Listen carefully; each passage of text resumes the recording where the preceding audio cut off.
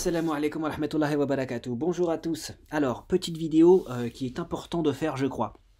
Vous savez, cette vidéo avec Jordanix, elle a été très intéressante parce qu'elle a ramené énormément de ses abonnés, je pense, sous ma vidéo en commentaire. Alors, outre des insultes en tout genre que j'accepte très volontiers, hein, j'avoue que ça me fait ni chaud ni froid, je constate qu'il y a certains points qui sont soulevés très souvent et qu'il conviendrait d'expliciter. Vous allez comprendre.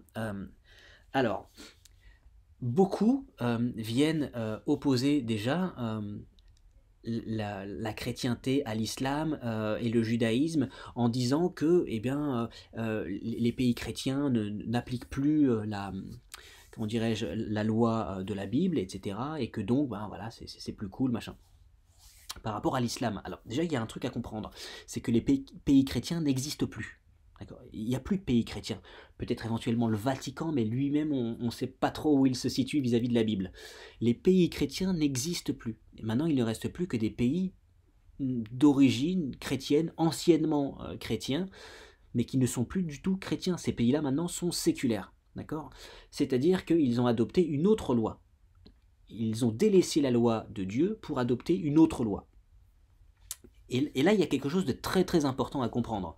C'est que, d'un point de vue religieux, soit vous êtes sur le chemin de Dieu, soit vous êtes sur le chemin du diable. Et ce chemin du diable, c'est tous les autres chemins en fait. C'est comme si je vous dis, il y a une route pour aller à Rome, soit vous êtes sur cette route qui mène à Rome, soit vous êtes sur n'importe quelle autre route, vous allez où vous voulez, mais vous n'arriverez pas à Rome. D'accord ? Et ça, c'est très important à comprendre. Donc, soit vous acceptez la loi de Dieu, soit vous acceptez la loi du diable, de Satan. Et ça, c'est vraiment important à comprendre. Donc, vous dites, oui, mais le christianisme n'applique plus les lois. C'est pas que le christianisme n'applique plus les lois, c'est qu'il n'y a plus de pays chrétiens dont la loi est la Bible. Or, les pays musulmans, donc, se réfèrent toujours à l'islam. Il y a toujours, à peu près en tout cas, parce que même là, ça a bougé énormément, mais il y a toujours des pays qui vont essayer d'être au plus proche possible de la loi de Dieu. D'accord ? Et c'est pour ça qu'il va y avoir une application qui va vous sembler plus dure, parce que c'est la loi de Dieu, c'est pas la loi des hommes, on fait pas ce qu'on veut. Et donc vous allez trouver ça injuste. Alors là-dessus, il faut comprendre quelque chose. Le chemin qui mène au Seigneur, c'est un chemin difficile. Ok ? On va prendre une image pour bien comprendre. Imaginez, vous êtes au milieu d'une montagne. D'accord ? Le chemin qui mène à Dieu, c'est celui qui monte. D'accord ? C'est celui qui veut atteindre le sommet de la montagne. C'est dur, il faut grimper en rappel, c'est physique, c'est laborieux, c'est fastidieux, c'est difficile. On va pas se mentir, c'est difficile. C'est le chemin qui est le moins libertaire. Pourquoi ? Précisément parce que si tu veux aller tout en haut de la montagne, tu peux pas prendre n'importe quel chemin. D'accord ? Quand vous grimpez une montagne, hein, vous pouvez demander à ceux qui grimpent, il n'y a pas 56 chemins pour grimper tout en haut du pic d'une montagne. Okay ? Il y a un chemin qui va être le plus évident. Hein, voilà. Et donc ce qu'il faut bien comprendre, c'est que ce chemin-là, il est difficile. Okay ? On vous le dit. Mais quand tu termines ton ascension, tu arrives sur ce pic de la montagne et là tu as une vue magnifique. Okay, donc il faut imaginer la magnifique carte postale. T'as toute la vue sur la vallée, c'est superbe, t'es au-dessus des nuages, tu vois le soleil qui se lève, tout au fond là-bas, il y a des fruits, il y a tout ce qu'il faut à manger, c'est beau, il y a des fleurs, ça sent bon, t'as le soleil, c'est magnifique. Okay ? Mais l'ascension a été difficile. En opposition à ça, t'as tous les autres chemins. Ces chemins-là sont les chemins du diable. Et ceux-là, ils sont faciles, tu descends. T'as moins besoin de tirer sur les muscles, ok ? Tu fais moins d'efforts. Tu descends, tu fais ce que tu veux. Et on te dit, descends par où tu veux. Tant que tu arrives en bas, descends par où tu veux. Mais la différence, c'est que quand tu arrives tout en bas de la montagne, c'est la désolation. Il n'y a rien. Il n'y a rien. C'est du soufre. C'est du goudron, de la lave. Ok ? Il n'y a rien à manger, il n'y a rien à boire. Il fait 80 degrés. C'est de la roche en fusion. D'accord ? Donc, la différence, encore une fois, c'est que le chemin de Dieu, il est difficile. Mais en définitive, tu as pour l'éternité une superbe vue avec des fruits, de l'eau fraîche, des enfants qui jouent, des femmes, des hommes qui sont tous beaux, qui sont en bonne santé. Et ça, c'est pour l'éternité. D'un autre côté, la voie du diable, c'est facile. Tu descends, c'est facile, tu fais ce que tu veux pendant cette descente, tu fais ce que tu veux. Mais ensuite, tu vas avoir pour l'éternité du soufre, de la lave et rien. La désolation, il n'y a rien. D'accord? Donc nous, ce qu'on dit musulmans, c'est qu'il est préférable de fournir un petit effort, même un très grand effort maintenant sur un court laps de temps, pour ensuite pouvoir en profiter sur l'éternité, plutôt que de faire l'inverse. De se dire, bah non, moi j'ai envie de profiter maintenant sur un très court laps de temps, et ensuite passer le reste de l'éternité dans le souffre, dans la désolation, voilà, avec rien. Il n'y a rien. Il n'y a que de la douleur, il n'y a que de la sécheresse, il n'y a que, ouais, voilà. C'est la différence. Et c'est précisément pour ça que les lois du Seigneur sont moins permissives, parce qu'elles permettent d'atteindre le haut de la montagne. Alors les lois du diable, c'est faites ce que vous voulez, faites comme vous voulez, il n'y a aucun problème. Mais à partir du moment où tu arrives à destination, là tu regrettes.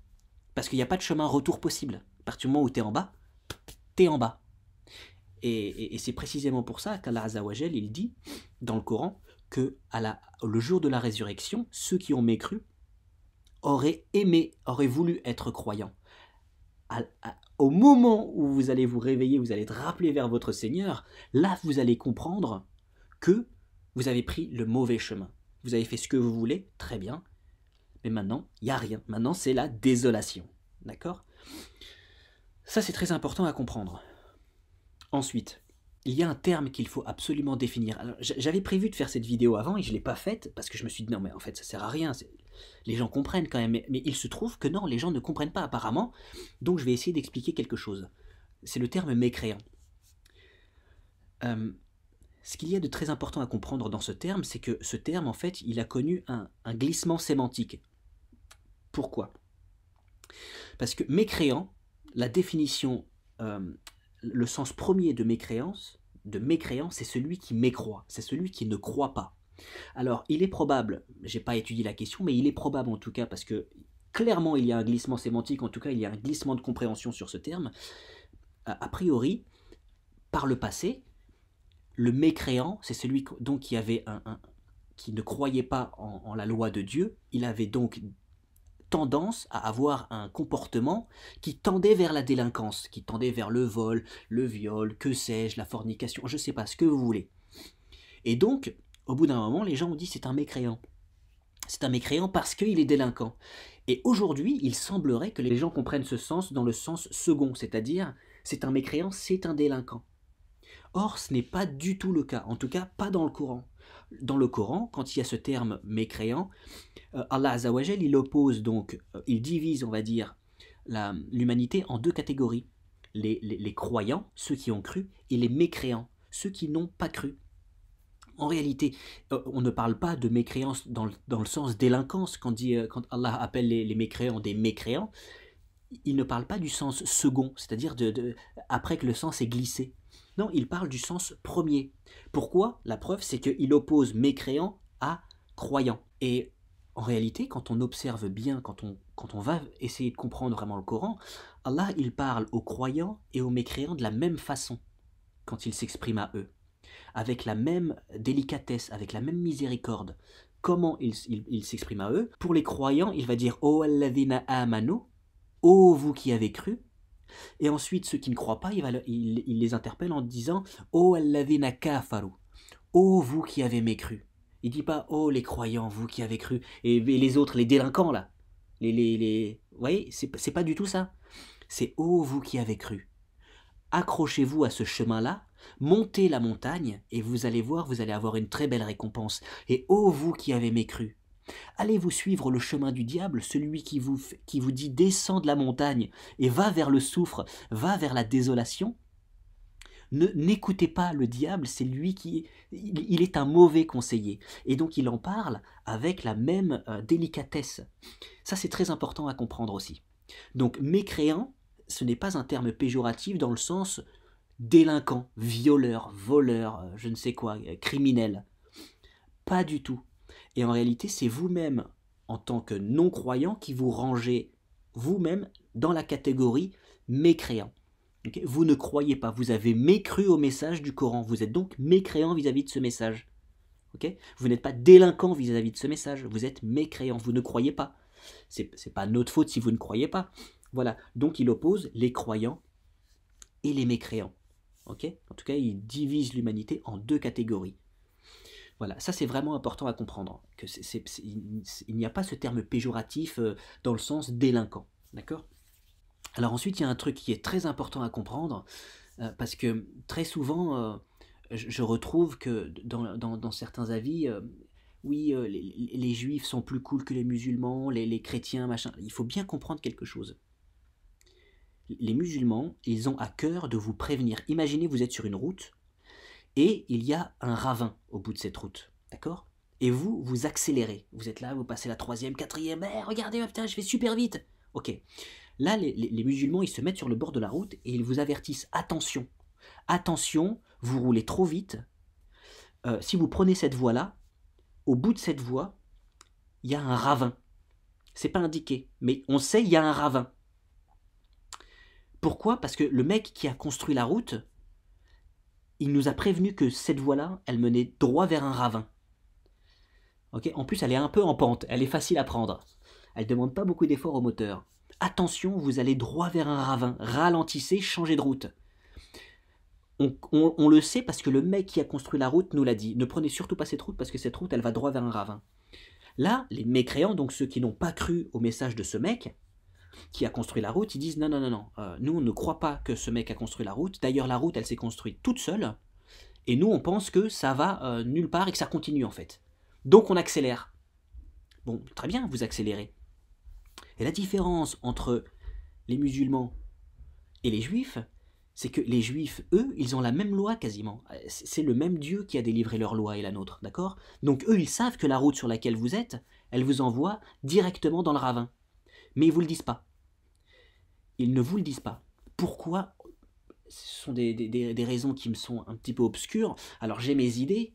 Moi je me demande si l'intelligentsia à l'origine juive n'a pas décidé que le paradis leur revenait juste à eux. Il n'y a que eux, ils veulent que eux au paradis. On ne sait pas. A priori, c'est une possibilité. Ils se sont dit, écoutez, nous, au paradis, on veut que des juifs. On veut que ce soit que pour nous.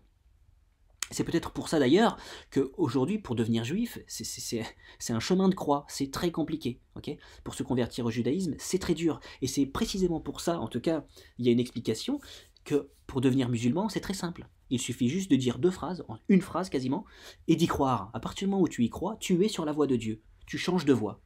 D'accord ? Mais eux, ils savent pertinemment que cette voie-là que vous prenez en tant que mécréant, en tant que séculaire, elle vous emmène droit dans le ravin. Mais ils ne vous le disent pas. Alors vous dites, oui, voilà, les juifs, ils sont plus cool, ils disent pas, machin, ils nous laissent tranquilles. Oui, bien sûr. Mais eux, ils savent que vous allez dans le ravin. Si vous allez voir un juif et vous lui demandez, c'est quoi le mieux ? C'est de croire en la loi des hommes ou en la loi de Dieu ? S'ils sont honnêtes, ils vont vous dire, crois en la loi de Dieu, évidemment. Évidemment. Parce que si tu crois en la voie de Dieu, tu prendras cette voie-là qui t'emmène vers un jardin. Mais si tu prends la voie séculaire, tu iras sur cette voie-là et c'est un ravin qui t'attend. Voilà.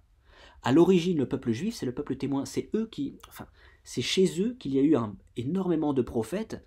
Et donc, a priori, ils étaient là pour rappeler à l'ordre l'humanité. Ces prophètes étaient là justement pour rappeler à l'ordre l'humanité. Attention, voilà, on vous délivre le message, le chemin droit, c'est celui-là.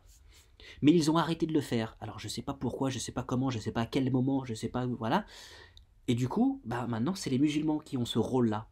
Et ils prennent très à cœur ce rôle-là. Et c'est pour ça qu'ils continuent, et c'est que moi-même je continue d'avertir, comme beaucoup d'autres d'ailleurs. On délivre le message. On délivre le message. Attention, vous êtes sur une voie qui vous envoie droit dans un ravin. Et vous accélérez. Et si vous regardez, là les pays séculaires, ils ont extrêmement accéléré sur cette voie-là. Comme je l'ai dit dans un de mes posts, maintenant c'est chacun change de sexe comme on veut, les enfants, on leur apprend la sexualité à l'école. Voilà, ce sont des chemins qui mènent droit vers le ravin. Alors effectivement, c'est des chemins qui sont faciles. C'est facile. Vous descendez la montagne et vous prenez le chemin que vous voulez. C'est-à-dire que si vous avez envie de changer de sexe, vous le faites. Si vous avez envie de forniquer, vous le faites. Si vous avez envie de tromper votre femme, vous le faites. Vous avez envie d'avoir des relations homosexuelles, vous le faites. Vous faites ce que vous voulez en fait. C'est un chemin très facile. Faites ce que vous voulez. Mais en définitive, c'est le ravin. Voilà. Ça, c'est très important à comprendre. Il y a une petite dernière chose qu'il faut absolument comprendre.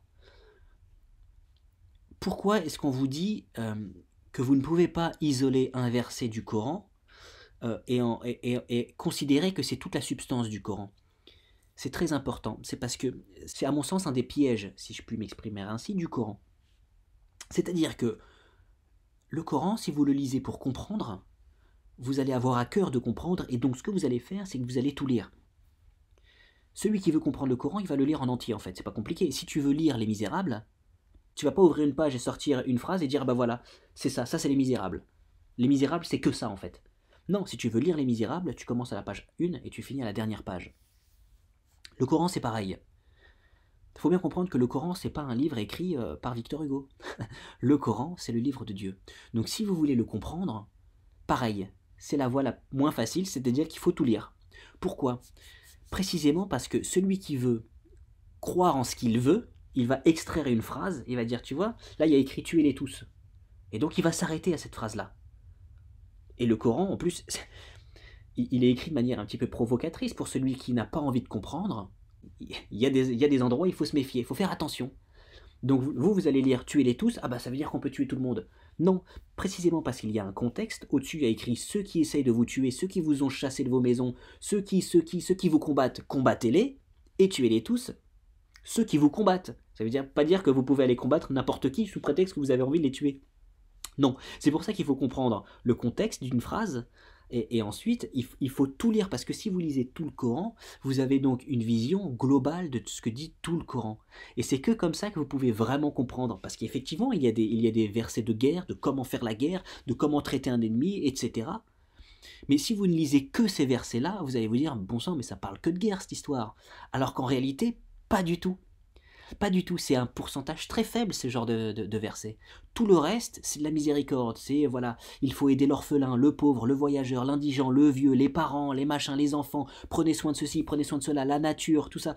Tout ça c'est très important dans le Coran, c'est même capital et ça passe bien avant les versets sur la guerre. Parce qu'ils prennent une place bien plus importante. Et c'est pour ça qu'on vous dit, mais vous ne pouvez pas, c'est une erreur d'isoler un verset et de considérer que c'est toute la substance du Coran. Ça, c'est faux. Okay, mais même si vous prenez un verset qui est extrêmement mielleux, on va dire, hein, très gentil, très bon, ce n'est pas la substance du Coran non plus. Le Coran, c'est quelque chose de complet. Et il y a cette phrase qui revient très souvent, c'est que Islam, religion de paix et d'amour. C'est un faux postulat de départ. L'islam n'est pas une religion de paix et d'amour, l'islam est une religion de justice et de justesse. C'est-à-dire qu'elle n'est pas complètement vers la paix, elle n'est pas complètement vers la guerre, elle est exactement au milieu. En islam, tu fais la paix avec celui qui fait la paix, qui est là pour la paix, et tu fais la guerre à celui qui te fait la guerre. Mais tu ne la fais pas n'importe comment. Il y a des règles. Tu ne peux pas bombarder un pays en islam, c'est interdit. Tu fais la guerre à celui qui vient t'attaquer. Là, tu peux lui répondre. D'accord? Donc, quand vous dites islam, religion de paix et d'amour, je me marre. Parce que non, l'islam n'est pas une religion de paix et d'amour. Il y a de la paix, il y a de l'amour, évidemment. Il y a énormément d'amour, d'ailleurs. Il y a de la miséricorde. Le Coran n'est venu que comme une miséricorde pour alléger les lois précédentes. Parce que si vous prenez les lois de la Bible et les lois de la Torah, elles sont extrêmement plus compliquées. C'est beaucoup plus difficile. Être un bon religieux juif ou chrétien, c'est beaucoup plus dur que d'être un bon religieux musulman. La loi musulmane, elle est allégée par rapport à ces lois-là. Et je vous encourage à les lire. Mais ça aussi, il va falloir lire tout le bouquin. Donc c'est fastidieux, c'est long. C'est la voie qui mène au sommet de la montagne. Donc l'islam, non, n'est pas une religion de paix et d'amour. Il y a énormément de paix et d'amour dans l'islam, mais il y a aussi de la justice, il y a de la justesse. Et la justice, ça implique d'être dur d'un côté et doux de l'autre. Okay, parce que si vous êtes que doux avec tout le monde, vous êtes de fait injuste. Parce que être doux, être juste avec les injustes, c'est être injuste avec ceux qui ont payé le prix de leur injustice. j'espère que cette phrase est claire. Être doux avec quelqu'un qui a été injuste, être doux avec un criminel, c'est être injuste avec celui qui a été tué par ce criminel. Voilà. Ça aussi, c'est un point très important à comprendre. Mais encore une fois, ce sont des postulats de départ qui sont faux, et c'est quelque chose que j'essaye d'expliquer, de mettre en avant. Mais c'est peut-être pas évident à mettre en avant, ou peut-être que je n'y arrive pas bien, mais il faut bien comprendre que ces gens-là, les Jordanix et les concerts, ils vous emmènent vers la voie du démon, du diable, à partir de postulats qu'ils font et qui sont faux. Ils font des postulats qui sont faux. Et ensuite, ils développent sur ces postulats de départ qui sont faux, et donc forcément, ils vous emmènent vers la voie voilà, du diable. Vous descendez la montagne, vous allez vers le soufre. Voilà. Donc moi, encore une fois, si je fais mes vidéos, c'est pas pour convaincre les auditeurs de Jordanix. Je ne cherche aucunement à les convaincre. Moi, je ne cherche qu'à apporter une pierre à l'édifice de ce que les musulmans appellent la dawa, c'est-à-dire la transmission du message. Je le fais plus ou moins bien. Chacun décidera en sa compréhension, en sa sensibilité, si c'est le cas. En tout état de cause, je le fais. Pourquoi? Précisément parce que je veux pas qu'on puisse me dire « tu l'as pas fait ». Et le Seigneur va nous demander des comptes sur ce qu'on a fait. Et moi, j'ai peur quand il va me demander qu'est-ce que tu as fait, de lui dire j'ai rien fait. T'as averti les autres? Non, j'ai averti personne, j'ai rien fait. J'ai peur de ça. C'est pour ça que je fais ces vidéos, pour expliquer, pour comprendre, voilà, amener les gens à comprendre, les déprogrammer de tous ces faux clichés qu'ils ont eus à propos de l'islam, comme le terme mécréance, comme religion de paix et d'amour, comme s'il n'y avait que ça. Vous comprenez? Voilà. Donc c'est la raison pour laquelle je fais pas ça pour vous convaincre. C'est pour ça que dans ma dernière vidéo, les gens disent « Ah mais ton argumentaire est pourri », mais ce n'est pas un argumentaire. Je n'ai pas fait cette vidéo-là pour argumenter. J'ai fait cette vidéo-là juste pour présenter la malhonnêteté de ce monsieur, hein, parce que je lui ai fait une vidéo d'1 heure, et lui, il en tire 1 minute. Vous voyez? La même chose que quand vous prenez un verset, vous le tirez, vous dites « Voilà, c'est ça. La substance du Coran, c'est ça », mais il a fait la même chose avec ma vidéo. La substance de sa vidéo, c'est ça. Alors que non, c'est faux. Voilà. Et a priori, moi je ne lui répondais pas parce que la réponse, je l'ai déjà faite avant. Je l'ai déjà faite avant, et l'argumentation, je l'avais déjà faite dans une autre vidéo à laquelle il n'a pas répondu. Celle-là, il ne l'a pas postée sur sa page. Vous voyez? Voilà, enfin bref, c'était pas vraiment le sujet de la vidéo, mais voilà, c'était important à comprendre. Pourquoi je fais mes vidéos? C'est pour ça.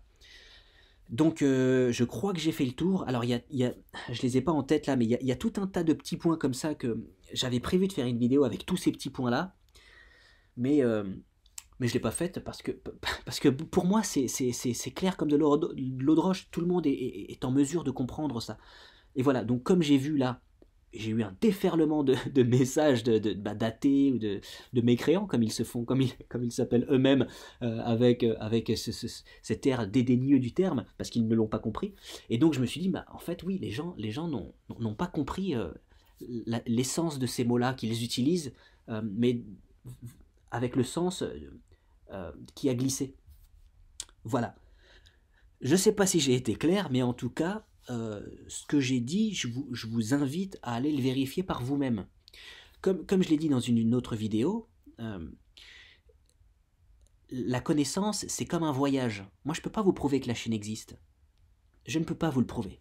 Si j'ai été en Chine, je peux vous dire je suis allé en Chine, la Chine existe, mais vous, comment vous pourrez être sûr que la Chine existe? Il n'y a qu'une seule façon.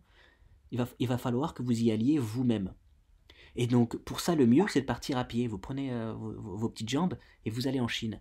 Comme ça, non seulement vous saurez que la Chine existe, mais vous saurez aussi tout ce qu'il y a entre votre point de départ et la Chine. La Chine représente le savoir, et le chemin vers ce savoir représente l'étude. Donc, vous devez étudier un sujet pour en tirer un savoir. Et quand vous avez étudié un sujet et que vous avez le savoir, vous êtes certain de ce dont vous parlez. Voilà. Je vais arrêter ici parce que je ne veux pas radoter, mais il me semble que j'ai tout dit. Si d'aventure vous pensez à d'autres termes comme ça, qui sont incompris, ou qui sont mal compris, ou dont les sens ont été déviés, n'hésitez pas à me les mettre en commentaire, et je tâcherai d'y répondre si Dieu veut. Également, j'ai vu qu'il y avait plein de questions, pourquoi ceci, pourquoi cela. J'aimerais vraiment vous répondre, mais honnêtement, ce serait trop long, et en plus, comme moi j'ai à cœur de défendre l'islam, on va me demander d'argumenter, on va me demander de chercher, on va me demander... Et donc vous vous rendez pas compte en fait du temps que ça prend. Ça prend énormément de temps parce que quand quelqu'un dit une bêtise sur l'islam, on accepte fort bien ce qu'il dit. Mais quand nous, on va rectifier ses dires, là, il faut qu'on argumente, il faut qu'on vienne avec des textes, il faut qu'on vienne avec ceci, cela. Alors, le savoir, on l'a parce que le trajet, on l'a fait, on sait que la Chine existe. Maintenant, reprendre tout depuis le début et vous faire des exposés, alors que réellement, celui qui veut être convaincu, il va l'être par un autre biais. Voilà, c'est très laborieux.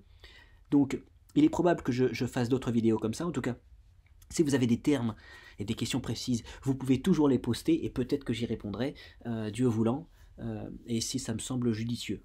Si ce sont des trucs qui reviennent suffisamment souvent pour que je me dise, ah bah, là c'est important, comme le terme mécréant. A priori, c'est un truc qu'il faut absolument comprendre. Voilà, j'arrête là. Merci de m'avoir écouté. Portez-vous bien, que Dieu vous garde. Assalamu alaikum wa rahmatullahi wa barakatuh.